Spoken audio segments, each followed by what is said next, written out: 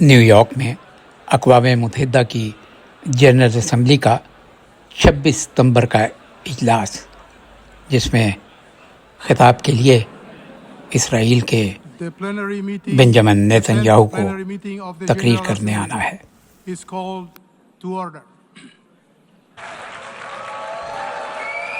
Nitin Yahoo جو ہی general assembly کے hall میں داخل ہوئے تو چاروں طرف سے ہر قسم کی آوازیں آنے لگیں۔ اس میں ان کے حامیوں کی تالیوں کی آوازیں بھی شامل تھے، اور دیکھتے دیکھتے ہال سے آہستہ آہستہ دوسرے ممالک کے متعدد ممالک کے مندوبین واک آؤٹ کرنے لگے۔ نیتن یاہو حیران پریشان کھڑے یہ سب کچھ دیکھ رہے تھے، اور لوگ ہال سے برابر باہر نکل رہے تھے۔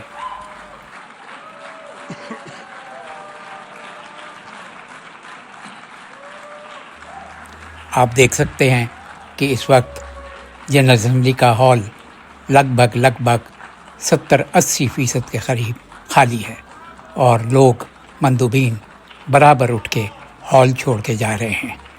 اور ایک لمحے کے لیے دیکھیے نیتن یاہو کس طرح ٹک ٹک دیدم دم نہ کشیدم کی صورتحال میں لوگوں کو جاتے ہوئے اپنی اوقات اپنی نظروں سے خود دیکھ رہے ہیں۔